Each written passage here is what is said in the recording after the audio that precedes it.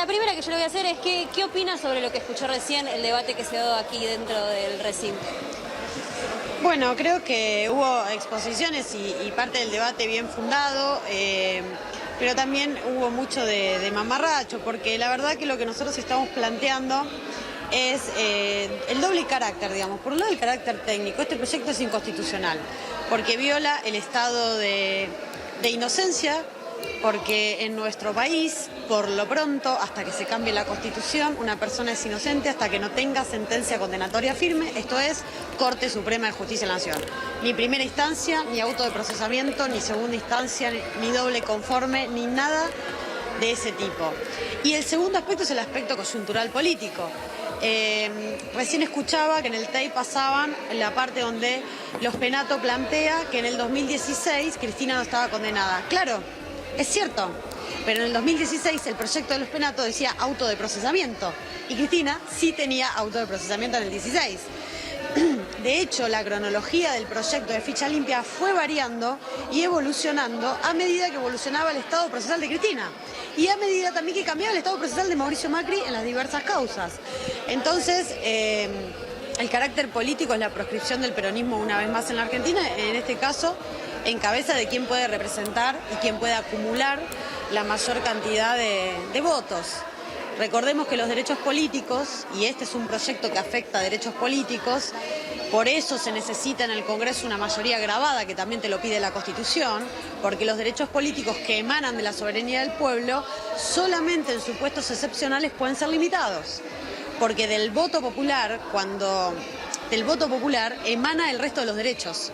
De hecho, el poder del pueblo es el mayor de todos los poderes. Entonces, estamos frente a un escenario, la verdad, muy peligroso para la democracia, porque no es solo proscribir a Cristina, sino proscribirme a mí, que me gustaría votarla, y proscribir a la gente que le gustaría votarla y que seguramente la votaría. Hoy vi un tuit de Iván Jabrowski que decía que en la provincia de Buenos Aires las últimas encuestas arrojan que Cristina tiene una adhesión del 40%.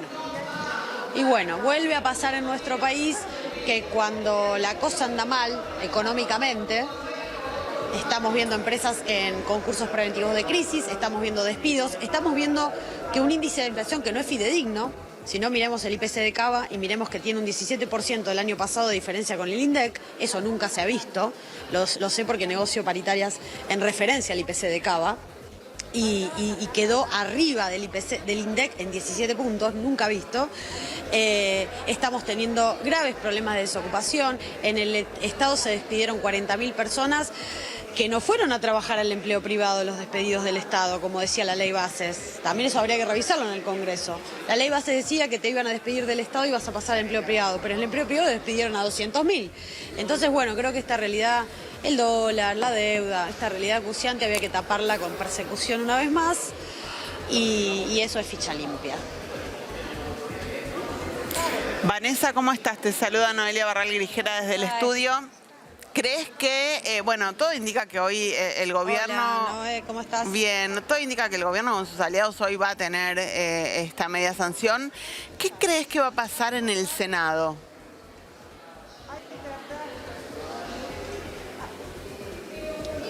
Bueno, la verdad que las preguntas sobre el futuro político en la Argentina siempre suelen ser buenas preguntas, pero tienen respuestas inciertas porque es muy dinámico todo. Yo creo que no va a pasar el Senado. Si vos me preguntás lo que creo, acorde a los números, acorde a las mayorías que se necesitan, que es la mayoría absoluta del total, y entiendo que el peronismo va a hacer oír su voz y va a evitar la proscripción de nuestro espacio político una vez más en la historia, ¿no?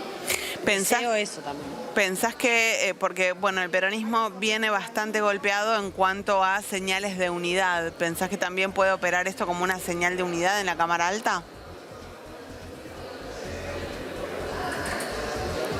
Mira, hoy nuestro bloque va a votar en unidad absoluta, así que espero que eso sea reflejado en el Senado también. Bien, ¿qué mirada tenés sobre... Bueno, vos decías recién, escuchabas el resumen que pasamos de la sesión. La verdad es que hay discursos ya que incluyen insultos, que son realmente llamativos, por poner una palabra suave, en el marco de un debate parlamentario. Está enrarecido el clima en el Congreso en estos últimos meses. ¿Qué mirada tenés sobre eso? Yo creo que lo que está enrarecido es el clima político en general, ¿no? Me parece que